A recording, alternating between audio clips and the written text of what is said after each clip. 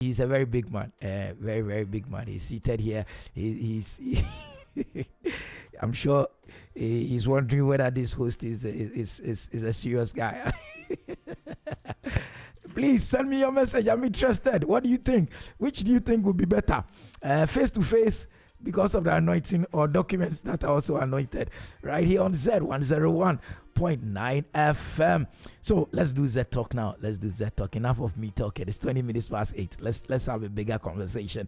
On Z Talk today, assessing the fiscal regime in Ghana's lithium agreement. And to help us do that is Mr. Dennis J. He's here. He's Africa Senior Program Officer of NRGI, and I already told you NRGI yesterday was Natural Resource Governance Institute. He's seated right in front of me. Good morning, sir.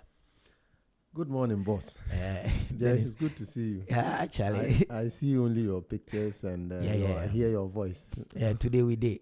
Today me and you. Thanks for having me. It's always a delight to have a friendly face in the studio. So, Dennis, first of all, Natural Resource Governance Institute, what led to this document that we have here? It's a very well written, well done document, a 26-pager. Yesterday I read part of it to listeners. Assessing the fiscal regime in Ghana's lithium agreement. Who sent you? That's an interesting twist, but it's an important question you very, asked. Very. Because it's good to give the background to why all of this. Listeners may recall that sometime last year, 2023, we woke up to the announcement of the signing of a new lithium agreement. In fact, the first lithium agreement to be signed in the country. And just to give a bit of background again, the conversation about lithium is important because the world is changing. The sources of energy that we use to run our lives, basically, is evolving. It requires that because of the climatic conditions, the changing climatic conditions, we would have to relook at what we are using as energy. And so many countries, and you recall the Paris Agreement, where members who are signatories to the UN Convention on Climate signed up to reducing emissions. And so in an effort to reduce those emissions, we are emphasizing less on crude oil, gas, fossil fuel, basically coal, and dirtier sources, because these sources emit far more carbon dioxide, methane, and other gases that end up heating up the atmosphere. And so the lithium discussion became important because lithium is one of those minerals that will help us to move or shift away from using the heavy emitters of crude. And so the reason why lithium is important is that it is a feedstock for producing battery for energy storage. So, for instance, if you decided to buy an electric car, and I know you buy one soon. I will. I'm that rich. Exactly. And so you are most likely to have your electric car, the battery of your electric car, made from lithium, maybe adding iron and other metals to produce that battery. And that is all you need. You probably will not find an engine in that car. It's just that battery that you need, when you charge through from your electricity, you charge it, it runs low like you do with your phone. And so that is why lithium is important. And there is a race for these kinds of metals, which we call transition minerals or critical minerals. And lithium is not just the only one. We have others, like iron ore. We have that in Ghana as well. Bauxite, because you need to process that into aluminium, which would then feed into solar panels and things like that. And so anything that results in the production of electric vehicle battery, solar panels, wind turbines, and things like that become critical for this transition that we are discussing. And so that is why the discussion around lithium was so passionate. And so when Ghana signed its first lithium agreement last year, there was an uproar, and understandably so. You had entities like the EIA saying we should move away from colonial type contracts. We should be getting more. We should not allow the international companies to come in and take all our resources and give us 15%. Some were mentioning percentages that were quite ridiculous. And so it was important to really model this, to do this kind of work to settle the debate. And so we didn't just start by doing this analysis. We started actually by bringing people together in December last year. After all the debates, Mr. Ansan, Mfuichi Kata writing, every Bright Simmons and others were writing. And so we brought all of them together for a dialogue in December. Okay. Fortunately, we wrote to the Minerals Commission, and the minister became interested. And so the Minister for Lands and Natural Resources, Honorable Abu Jinapo himself, came for that dialogue. The CEO of the Minerals Commission, Mr. AC, was there for that dialogue. Bright Simmons was there, Ben Boache, all the voices, Steve Mantiao. We brought all the voices in the space together to have a dialogue. And when we had that dialogue, I mean, two things emerged. That the minerals policy, which was done in 2014, is out of sync with current developments around the energy transition and transition minerals, which I've just described. Exactly. And so it needed revision. And so also the laws that govern the mining sector. So the Minerals and Mining Act would need to be revised. And even if you want to extend it, maybe parts of the Mineral Income Investment Fund Act would need to be revised, and many other subsidiary legislations that sort of guide the mining sector. And so all those issues emerged. And the minister actually committed to having superior arguments that will inform a change of the terms of the lithium agreement. Okay. Also recall that just last week, or 2 weeks ago actually, there was a discussion in Parliament about the laying, and I think the agreement was finally laid before Parliament sometime last week. And you know, any agreement that concerns our mineral or oil and gas resources or natural resources generally would have to be ratified by Parliament before it takes effect. Okay. And so that discussion is currently ongoing. The reason why we think that citizens have to be interested, because Parliament are our representatives who would have to debate this and make amendments if it's necessary before it is passed as an agreement between Ghana and then the company. And so this sort of briefing, which we call, is a paper, basically an intellectual paper, that is to guide this discussion in Parliament and also guide the discussion in the media space among the public to know what to ask for and what not to ask for. Mm-hmm. Because we've had a lot of debates as to why we are taking this percentage or not that percentage and all of that. This paper provides the basis for why we should take what we take or ask for more. Basically, this paper is based on the data that has been disclosed by a government and has been disclosed by the company as well. And so there's nothing there that is an assumption. So all you see there is facts and figures. And so it is difficult for anybody to argue against the facts. And all the recommendations we made in that paper are out of the facts. And so this is what informed our discussion, to inform the debate in Parliament, but also to settle the unsettled issues around how much government should be asking for and whether we have a good deal generally. Okay, when you speak of modeling, because you said use modeling, what does that mean? Yes, so when you say a model is a framework generally that you put figures into to get a certain outcome. Okay. So in the case of this lithium deal, we know that we asked for royalties. There's a percentage of royalties that we asked for. We negotiated in the act, in the agreement. We negotiated a certain carried interest, which is like the company should pay on our behalf. But when it is time to produce the lithium, we get a share of the lithium out of that production. We negotiated, of course, some of the terms are standard, like the corporate income tax is 35% and is standard in law. And so if you put all of these terms into the framework that we designed, it's just like an Excel sheet. You put in these figures, you put in the production figures and everything, and then it shows you how much the country will get and how much the company would get. Okay. That's what this model is about. And what this model does is that because it is a standard framework, you can pick the figures in other countries like Mali, like Democratic Republic of Congo, like Australia, and put it in that same model and see whether what Ghana got is better than what these countries got, or whether what those countries got was better than what Ghana got. And so it is based on the figures, and all these are included in the contracts that these countries have signed and in the lithium agreement that we have also signed with Barari DV. So we pick the issues one by one, the key messages. Yeah. You're saying that based on this modeling, our first lithium mine, the deal, what we are getting from it as Ghana, or what our government has negotiated for us, is higher than Ghana's legislated fiscal regime. That's right.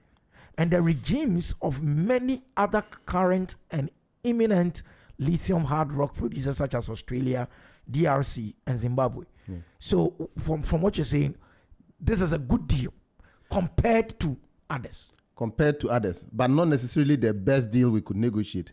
It's relative. We'll come to that because Dr. Vachi of IEA has a whole idea around this that we'll discuss later on. Exactly. But you're saying that we have a better deal than Australia. So what we are first of all saying is that we have a better deal in the Barari DV deal than if we had applied the Minerals and Mining Act and all the laws within the country to negotiate. Okay. So this deal deviates from what is enshrined in law. Okay.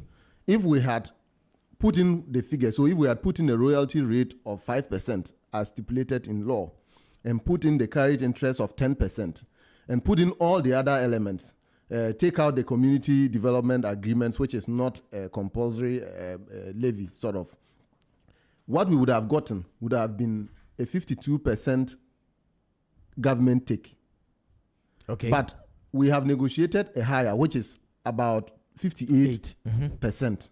And in fact, if you add the state participating interest, the paid state equity, the paid equity, you are even going to get 60% government take. And that's a good deal. It's a better deal, not a good deal per se. It is a better deal comparatively. It is a better deal. Now we have also made a number of observations, and I have to be quick to add because I've had people come to me, "Oh, what are you praising government for?" And I said, there is so much in this paper that makes propositions on what government could have done better than what you see as a favorable deal. And how favorable this deal is not us who are saying it. It is the figures.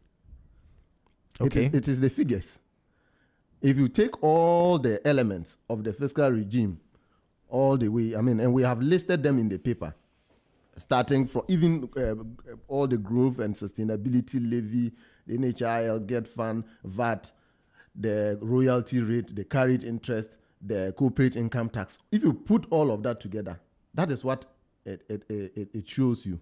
One of the things I found about this thing, reading it yesterday, was that you also admitted that 70% of government revenues would depend on the profits that the Barari DV Ghana reports. That's right. And because of that, to limit the risk of tax avoidance, reducing government take, the agreement should define the process for one, pricing the lithium, limiting the deductibility of interest from taxable income, ensuring state equity is non-dilutable, and establishing rules in a shareholders agreement about dividend payment. That's right. These things are Barari DV Ghana. Are they going to accept them? It is not about Barari DV accepting them or not. It is actually more. Insist. It should be actually more about us building the capacity to do them. Okay. So, for instance, let's pick them. Let's pick them one after the other. Let's look at first of all pricing lithium. Yes. Is that in our domain? Would we not see it on the world market? Yeah. No. So yes, this is an internationally traded commodity. Exactly.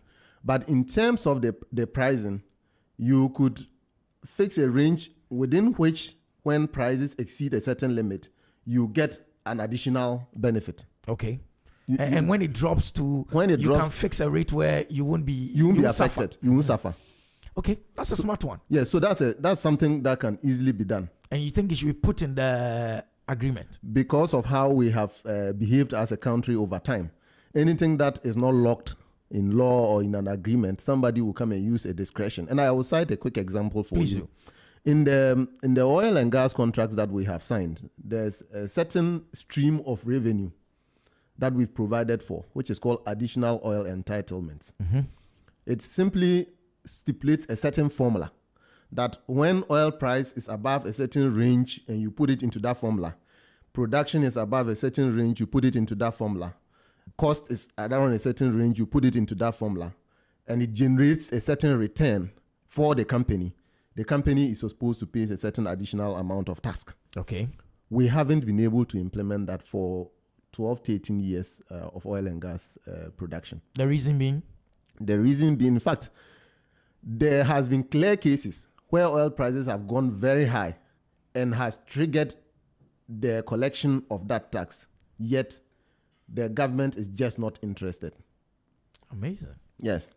And so we've lost millions of dollars of revenue. And sometimes that is why when some people make the argument that we should ask for more and ask for more and ask for more, that is not the point. The point is about implementing even what you ask for. Even what we put in law, we are unable to take everything. One of them, again, is capital gains tax. It's in the Petroleum Revenue Management Act. We haven't been able to get capital gains taxes, even though companies have left the shores. And capital gains are basically the appreciation of the value of assets, an oil and gas asset that a company who is trying to trade the block. So, for instance, the AKE, if you recall the AKE discussion, AKE came, invested in their block a bit, and was selling it off to GMPC and later even to Africa Finance Corporation. What you are supposed to do is to estimate when you were acquiring that oil block, what was the state of it? What was the value of it? What drilling, what exploration did you do? Okay. The value. After you took on that block, what did you do on it to sort of increase the value of that? And then government is supposed to get a share of that because you are going to sell it higher than you bought it. Exactly. So government is supposed to. There are so many companies that have come into this country and left, and we haven't taken. Starting with EO Group in 2018. We haven't been able to take these capital gains taxes. And so if we are unable to take a lot of the taxes that we put in our fiscal regime, on what basis are we asking that we should always get more? Let's increase the rate for this. Let's increase the rate. It is not always about, and we want to emphasize that point, that you have to build the capacity of the Ghana Revenue Authority and the regulators to be able to get as much as possible from even the fiscal instruments that we have put into some of these agreements that we signed. If we do that, then we can have the basis and the moral right to now ask for an increase in the rate of some of these agreements. True. Yeah. Limit the deductibility of interest from taxable income. That's another important point which applies across the oil and gas and mining sectors generally. And we don't want this lithium agreement to suffer from same. What this means is that, so for instance, a company, before it even starts to produce, it incurs some cost in exploration, in drilling, and all of that. What we are supposed to do is, from the first day that these companies get the exploration licenses, we are supposed to be tracking how much cost they are incurring in the exploration. If you don't do that, what is going to happen is that when they begin to produce, they are going to tell you that, okay, we've produced 10 million tons of lithium, but we incurred a cost of 20 million. And because you are not monitoring, you have to accept it. Because you are not monitoring, you cannot even tell. And these are things we have to take seriously. And we have to take them seriously because it affects how much interest, profit that the companies declare. Because profit is just a factor of what? Revenue minus what? Cost. Exactly. And so and these companies incur these costs over a period of years. In fact, with the lithium, it's even much shorter. Because you start exploration and maybe within 2-3 years, you're already producing. In the mining sector, it could take 15 years for a company to do exploration. Let's say a gold mine, typical gold mine.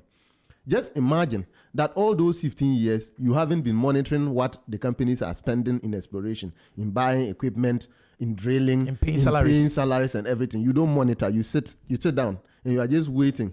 When they produce, then you say, oh, you give me a greater share. What about all the investment they have made? And so we have to be serious about monitoring costs to be able to track how much profit these companies are declaring so that we can adequately account for the corporate income taxes that these companies pay as a share of their profit. And remember, that is 35%. It is more significant than a lot of the revenue streams if we were monitoring. But because we don't monitor, we tend to get more from, say, royalties than we get from corporate income taxes. Oh, wow. Meanwhile, royalties are, in fact, in the mining sector, 5% royalties are sometimes greater than 35% corporate income taxes. Can you imagine that?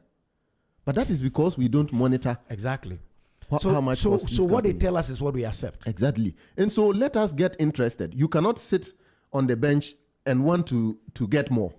It doesn't happen. Let us build the capacity of GRA to be able to monitor the cost of these companies. Let us build the capacity of the transfer pricing unit. And transfer pricing is a big issue.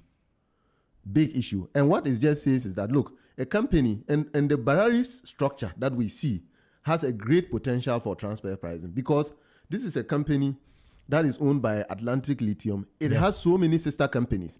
If you look at the entire lithium structure, there are about 6 projects within the OER. And all these projects are owned by sister companies of Atlantic Lithium. So what's your fear here? What's your fear? What can they do? So what they can do is that, for instance, they can say they are buying an equipment. They can decide that they are buying an equipment, and that equipment is in the open market. They can decide to say that one of their sister companies is supplying that equipment to them and quote the price higher than the price on the market. And so if you are not monitoring the cost, they are going to, instead of the equipment costing $20 million, they could say the equipment costs $50 million. And you just accept it. And if you are not even monitoring, you won't even know. By the time they declare profit, they are going to add that $50 million to their cost instead of adding the $20 million to their cost. They could say that they are paying, say, a consultant $100 million a year. And that consultant could be one of their staff. Exactly. It's one of their sister companies. Exactly. And they may end up paying that consultant $1 million. Yet they have quoted $100 million as the payment for the consultant. If nobody is monitoring the cost, because this is coming from a sister company or even their own staff, that transfer pricing can happen. That is why cost monitoring is important. And we can get much more from our natural resources by just being vigilant about how much cost these companies are incurring and not worry about increasing the rates. And so there are low-hanging fruits, but it takes commitment and dedication by government and state entities to do that. I found this quite interesting, the part where you said we should ensure that state equity is non-dilutable. And then you in the report, I mean, in the latter part of the report or in the meat of the report itself, you spoke about one of the ways they would do that by, say, floating shares or something. That's right. Tell us about this state equity dilution. Yes. So the state has a paid equity. So through MIF, we have a 6% paid equity. So what it means is that if the company is contributing 20 million, or let's use 100 million to costs, MIF would be expected to pay 6 million. The state equity that it has, say of 3%, you'll be expected to pay 3% of that. So if it's 100 million, the company might pay, say, 91 million.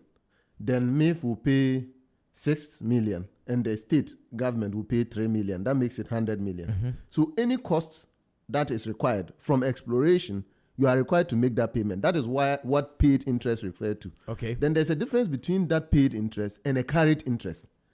We have a carried interest of 18% in this deal. What it means is that from exploration, we are carried. The company will be paying everything. We don't have to pay anything. So that is why it is important to look at what kind of interest you are even having in the field. So if you have more carried interest, what it means is that you are going to have the company making more commitments at the stage of exploration, but not when you come into production. When the mine starts producing, you have to meet up with commitments, even both carried and participating. Okay. And that is why we have to also be cautious about how much interest we say government should take. So if you say government should take... Go for more. It comes with more commitment. Exactly. When it's time to make the payment, you have to be ready. And again, I can cite to you examples of where we have not been able to meet up with these commitments. The E&I block, we have a carried interest. Okay. But we've had to go and include a clause 10 of the OCTP agreement, that says that anytime it's time for cash calls and the state is unable to pay, the company should pay for us. And when we lift the oil, then we pay back the company. And that is what we've been operating with all these years. Okay. On the E&I block. Yeah. And so the state even is not interested in carrying some of these costs. Yet you have people asking, oh, let the state take more, let the state take more. You take more, they will not pay. That is the evidence that is staring us in the face. If you have been monitoring this sector and what government's behavior in the sector. The behavior of government is that we don't want to contribute, yet we want to get. Okay. And the sector is such that it is cost intensive. And so if you want to earn more, you must be prepared to put your skin in the game. And that is absolutely important. So for us, the dilutable interest, I want to explain that a bit. It's important. Yes. So the interest that you buy, remember this is a listed company. A listed company means that it is on the stock exchange of several other many stock exchanges, including the Ghana Stock Exchange. What happens is that this company can float its shares on the stock exchange, and anybody at all can buy. So assuming they need more money, they are going to say that, oh, let's go to the stock exchange and raise more money. And any shares that anybody buys into this company represents a percentage interest in the field. Okay. And so if you don't put non-dilutable clauses, what you are going to have is that there's going to be a time that they will tell you that your 6% interest has now become 4% because somebody else has bought shares on the stock market to be a participant in the field. That means the more participants you have in the field contributing money, the less you can get. Exactly. And so that is the non-dilutable clause that we're asking for. It should be added to the agreement. It should be added to the agreement. Parliament can ensure that this is done. It's just a clause that states that the state's share cannot be diluted. Okay. Dividend payments. Why do you think we need to establish rules? I thought it's a given. If I'm a shareholder, is it not a given that I'll receive my dividends at whatever we make at the end of the year? Why do you think this particular lithium agreement needs rules in the shareholders agreement about dividend payments? So the shareholders agreement is basically the agreement that determines how much each shareholder should be contributing and how much you get as dividends. That's expected. And all. That's expected. Now, the simple rule about dividends is that it is the shareholders that decide whether they are declaring profit and therefore paying dividends. Okay. And so if they decide that they are not declaring any profit or they are reinvesting the profit and whatever, no dividend is paid. No dividend is paid. And so we are saying that don't leave it open such that they decide when to pay dividends and when not to pay dividends. What do you think we should do? Yes, again, another clause that says that dividends to the state must be paid as long as there's profit or something. Okay, I get what you're saying.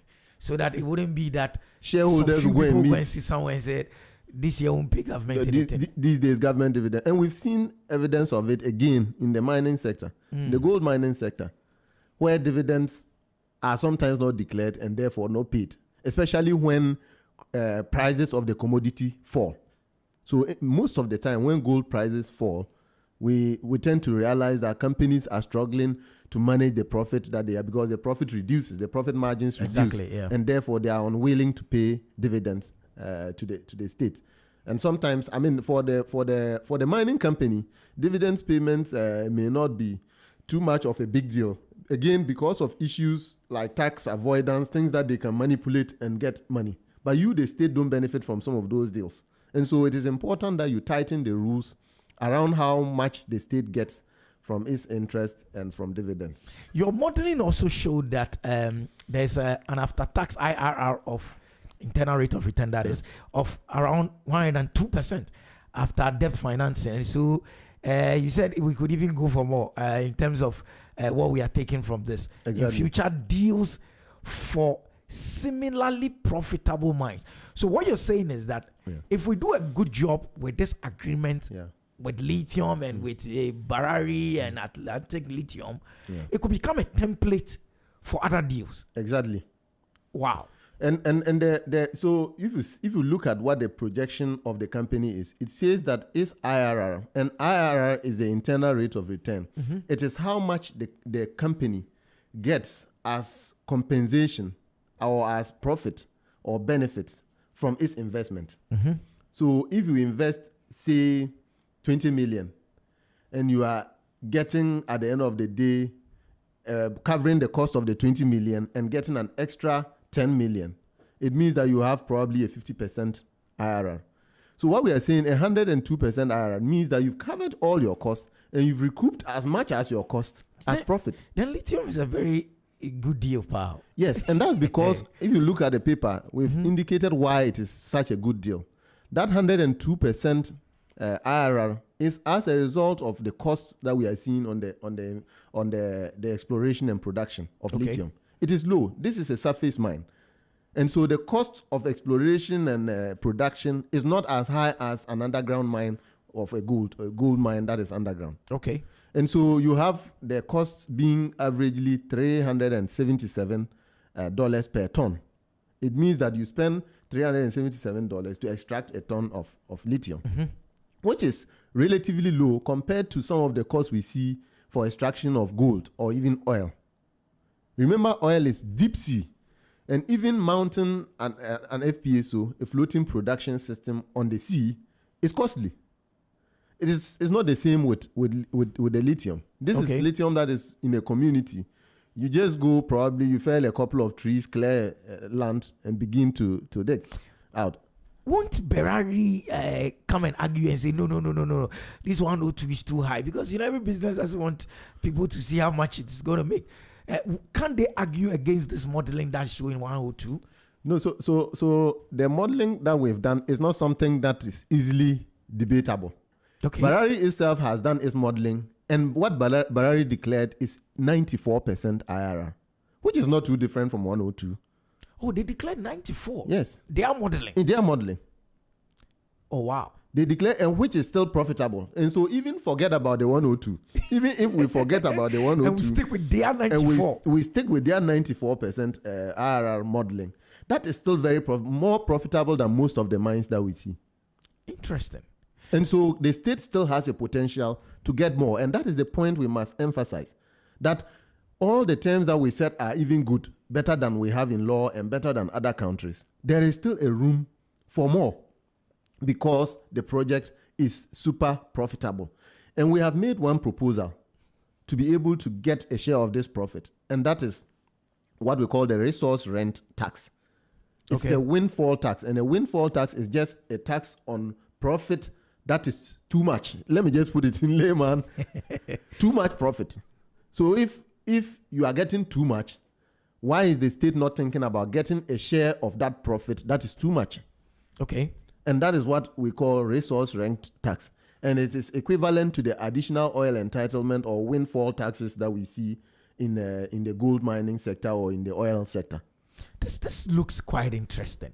It's about 8 minutes to the top of the hour where we're going to our final hour. But the conversation is getting interesting. I'm here with Dennis J. He's with, in fact, it is the Natural Resource Governance Institute. Yesterday, I soaked that one in, so I was never going to get it wrong. They are doing an amazing work in this space, opening our eyes to some of the things that we've not really spoken about. I'm going to go into the big discussion, the refinery. That's right. The prospects of a lithium refinery in Ghana, it will change the game. Because value addition has been something we've cried about in this studio, shouted. Why are we not? And one of our colleagues will say, if we're producing gold in Ghana, we're buying gold chains in Dubai and the rest. First of all, why is it important for us to have a lithium refinery in Ghana? Good. That's a good question to start with. So the business of resource extraction, in fact, a huge part of the value, the benefits that you get from bringing out any resource from under the ground, it is really about what you do with it. It is not just about selling it off as a raw material. So whether it's oil, assuming we were to refine our oil here, you can imagine how many jobs it would create. Okay. The reason is that the resource extraction process in itself does not generate much in terms of jobs, in terms of value. Let's say how it relates to the economy. So for instance, maybe the people on the crew doing the mining would have to eat. And so somebody supplying food is a business. Somebody supplying water. Somebody supplying maybe telco services. Telco services. Yes. Those are equipment, car rental. Those kinds of businesses surround a mine generally. But that is limited because it is just about the mine, the area where the mine. And you also need a certain kind of skill set to be able to provide those services to the mines. Precisely. But when you add value, what you do is to extend the benefits to the entire economy. Okay. For instance, you would have to go and acquire land where you build the processing plant. You would employ, and employment is a huge element. It's definitely. The processing plant will employ probably much more than the mine. When you produce, you are going to sell. Somebody would have to come and take what you produce and make use of it. That is building. So, for instance, if we were to process the lithium, they split them into a concentrate that can be used for battery. Exactly. Then we would begin to think about even establishing a battery production plant. And imagine the jobs that will be created. That will lead to production of probably EV, or maybe an EV manufacturing company would come and set up. Because close proximity to what they need. The battery. Thank you. Exactly. And so you see the chain. It is not just about the mine. It is about a chemical plant that probably is located close to the mine. It is about a battery manufacturing plant that is located probably far away from the mine, maybe in Accra or Tema in the industrial enclave. It is also about a vehicle producing plant that will be sitting somewhere. And it is about charging stations, because once you have electric vehicles, people will need to charge them. Exactly. That is another chain. A whole industry. It is a whole industry. Just because you decided to set up a refinery. That precisely. Amazing. And so that is the value you bring to an economy by adding value. It cannot be, that value cannot be compared to the fiscal terms, see royalty of 5%, this one of this percent. No. Those are not the most important things. The most important things are what you do with the resource.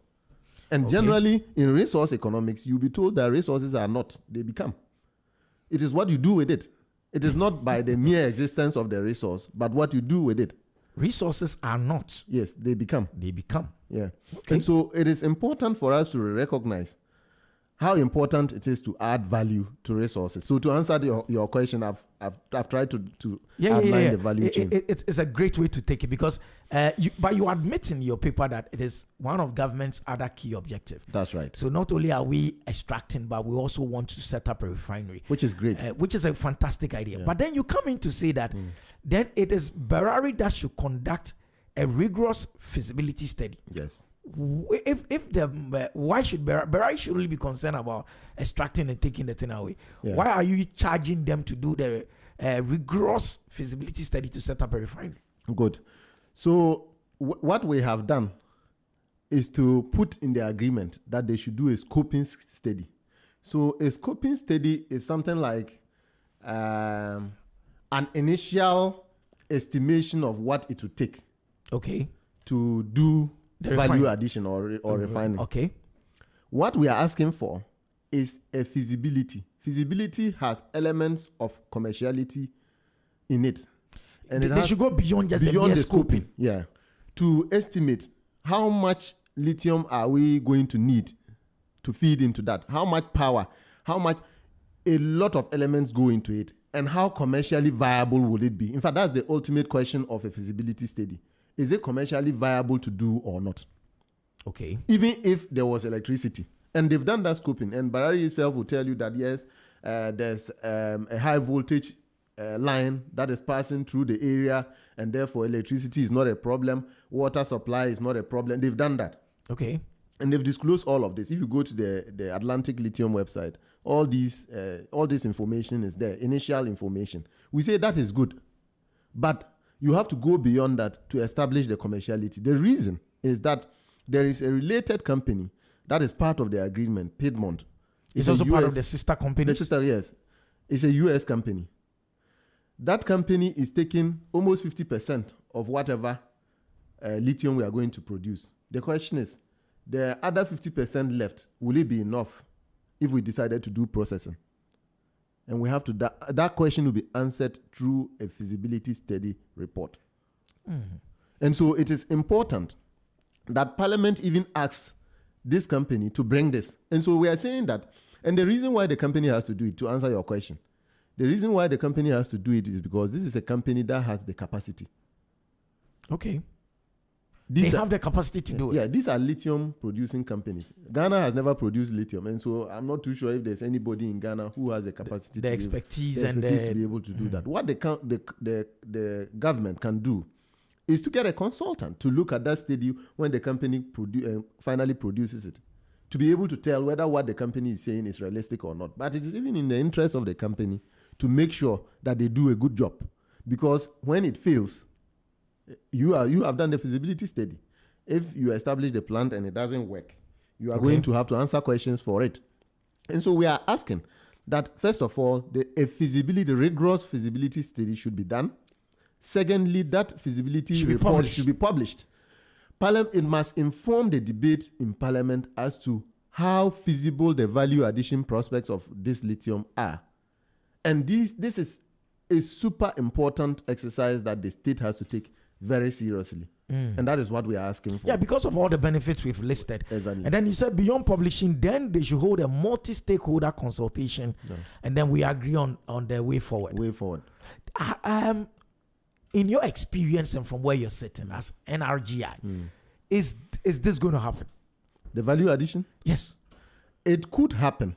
Oh, good. It could. We wouldn't say emphatically that it would happen. The reason First is of all, you and I agree it should happen. It should happen. In fact, it is not even a Ghana issue. The whole, as a continent, the African Union has developed a green mining policy. AFDB has also supported a green mining. All those green mining policies emphasize value addition at the continental level. Oh, okay. It is a continental agenda. And so all Ghana needs to do is to feed into that continental framework for value addition. And the reason why we need to do it as a continent is that sometimes you can have production at one point, but that production, the production that is happening at that point is not enough to add value. Remember, factories depend on economies of scale. Of course, it's a volumes game. It's volumes game. If you don't have the volumes, what can you do? Can we partner with, say, Cote d'Ivoire? Are they also producing lithium? If they discovered lithium today. Okay. Of course, we know that other countries have lithium. Mali has. Okay. Should there be a way where you bring all these resources together at a point, depending on who has what, and do value addition so that you do it at a scale that you cannot be ignored in the global space? Exactly. If you do it at a large scale, the likes of Tesla will have no option but to come and establish. They will come here. It's about first of all, you have a peaceful environment. They would come here, and you're producing large numbers. Large numbers. And so the value addition thing is not even just about Ghana per se. The reason why the feasibility study is important is if you realize that it's not going to work with Ghana just doing it alone, then you begin to talk to others and find the ways to coordinate and collaborate. And that is important. So if you and I agree that it is a should, why are you now saying it is now it's a could? Because we don't even know how much lithium we have as a country in totality, how much we could produce economically. For instance, I just indicated that there are about 6 other projects within the Oya Enclave, the central region area. Yeah, Mankesim area thereabout. Yeah. The others are still doing exploration. We haven't signed any agreement with them. We would need to hasten those ones to be able to get the real value. So if you are probably able to get all these projects to production within 5 years, then you can accumulate enough volumes. You have a good enough idea of the volumes that you will be needing. Yeah. But we are not there yet. That is why I use the word could. Okay. So depending on what the outcome of all the other lithium projects are, we could begin to think about value addition. And that is why we need to take these things very seriously in our discussions. We've gone into the last hour of the show. I know it's Health and Wellness Tuesdays, but then when the conversation gets interesting, sometimes we need to move into that space. And also, I also admit that, yes, we have another segment we've not touched on. But Dennis is here. He's with NRGI, and that is the Natural Resource Governance Institute. He's Africa's Senior Program Officer. Dennis J. It's a fantastic work. Yesterday, I spent some time on this thing, and I think it's a good job. Now that it is done, and parliamentarians are supposed to sit on it, have they seen this? Yes, copies of this have been sent. Parliament itself has really reconstituted a lot of its committees. Okay. And so, I mean, we know that Honorable Atachian used to be the chair of the Mines and Energy Committee. We've shared this with him, and he indicates that he's no longer on the committee, okay. but he's been co-opted to sit on the committee, so he's going to look at it. Other members of the committee have also received, even though some of them have not responded. But we believe that they've seen it, and they are going to... What are the initial response? Those who have seen and responded, what are they saying? Oh, they think that it is a good work, as you've also said. They think that it's going to influence their debate. And so some of them have said that they are going to make sure our messages get to the committee, and it should be part of the discussion of whether to approve or not, or whether to change aspects of the agreement or not before the approval or the ratification happens. Dennis, you see, for me personally, the reason why I said this was a good job, aside of course, the technicalities that have gone into it and all that, you know, sometimes when things happen in this country and it becomes political, there's so much noise. Like, so you don't know, what you need is a non-partisan view of it. Yeah. So after all the noises died down, Lithium, we struck a better deal. You didn't strike a better deal. You cost the country money. You didn't, and all that. Now we have a document that is dispassionate. It's non-political. It's non-partisan. It's just looking at the issues clear. And I'm assuming that all these committees are non-partisan as well. I mean, of course, they should. Oh no, they are. Parliament will not do that to us. So I'm saying that those that are going to look at this, they definitely must give this a serious consideration, because it's good work done. Let's come to NRGI.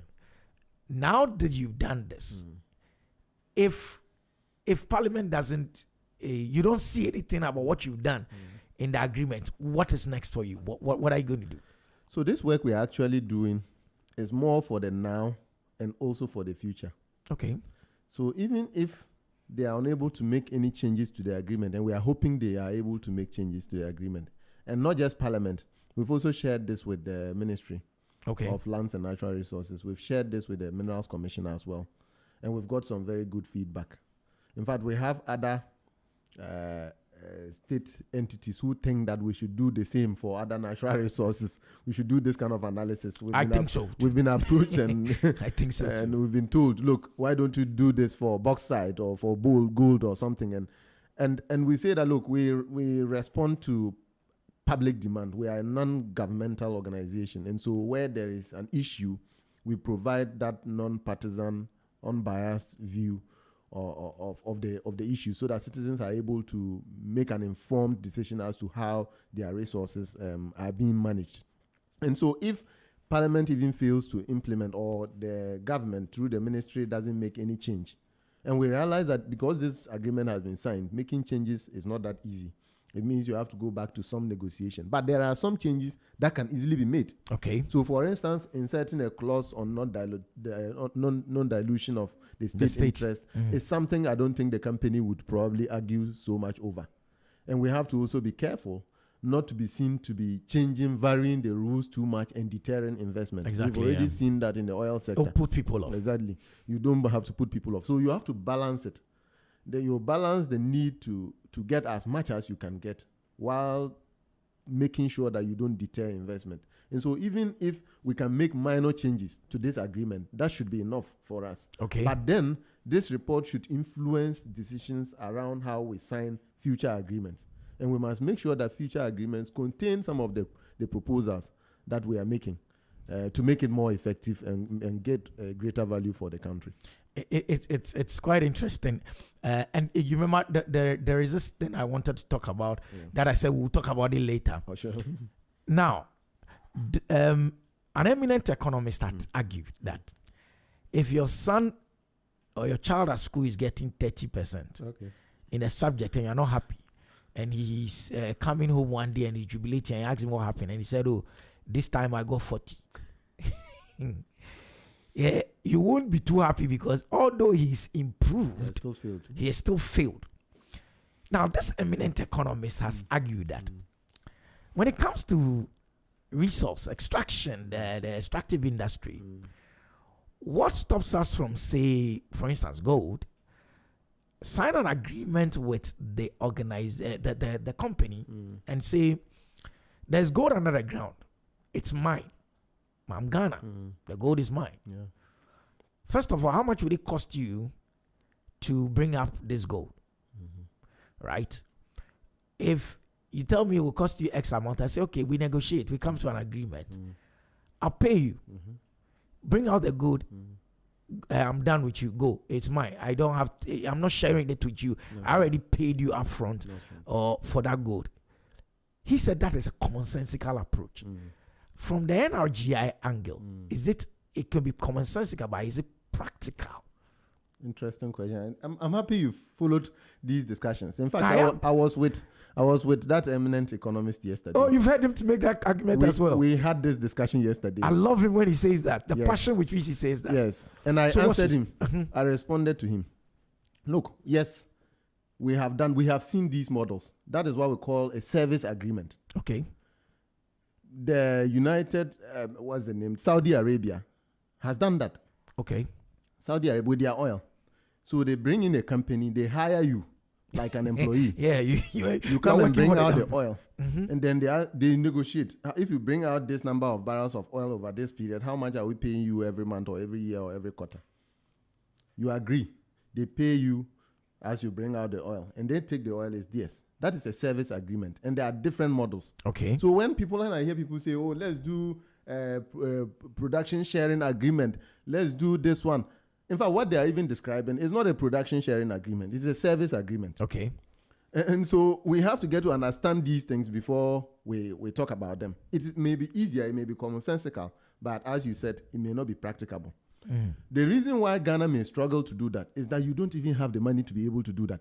Even the 10% carried interest that some of the fields you have in some of the fields, you are unable to pay. So how will you be able to pay 100% if you can't pay 10%? That's the first question. And if you end up defaulting, the company will not do the work and go for free. Okay. They will put in a clause that says that if you fail to pay me, I'm going to take a portion of what resource I bring out, whether it's gold or oil or whatever. That's what is going to happen. The negotiators, the companies are no fools, to pardon my language. Okay. The companies are not dumb. They are going to put in a clause that says, if you fail to pay, this and this will happen. I'll carry this thing away. Yes. Precisely. That is why I think that we should not be too focused on how much. But even let me address the issue of how much we are getting.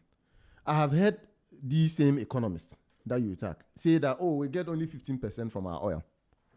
That is not true. Okay. That is not true. Let me explain to you why. Our carried interest, minimum carried interest, is even 10%. If you add an additional interest, a paid interest of 5%, you get a 15%. And to them, that is all we get as a country. Okay. They forget that we have a royalty of 5%, which is even taken before we get that carried interest of 15, carried and participating interest of 15%. You have a royalty of 10%. So gross production, if you produce 1 million tons of ounces of gold, what they are saying is that you are getting 5 million upfront, no negotiation. That is your royalty. That's the first thing you get, and it's an assured source of revenue. So why do they not add the royalties to the game? So if you add the royalties, that's how much? 20%. Exactly. Now you have corporate income taxes, which is 35% of profit. Why don't they add that? If you add the 35% to the 20%, what do you get? You get 55%. 55%, yes. Right? Yes. So why do people say it is absolutely false to say that we get just 15% or 18% from our oil agreement? Why? The corporate income taxes, are they not revenues to government? Go and check. The Bank of Ghana just declared the first quarter, half-year revenues for oil. Okay. And we got 840. A huge part of that is made up of corporate income taxes and royalties. Okay.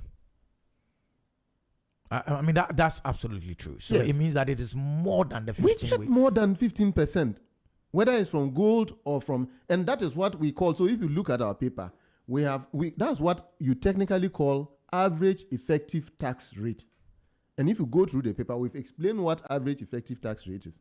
And we've discussed the average effective tax rate for the royalty, the lithium deal. And that is what we are saying is the 58%. So what it means is that between the sharing of profits for the company and the government gets 58%. If you add all the elements, if you add the GET fund levy, if you add the NHIL levy, if you add the VAT on whatever they do, you add the taxes and everything. In fact, that doesn't even include things like the personal income taxes that they pay on the staff. If you were to add all of those, the country it's all money from the enterprise.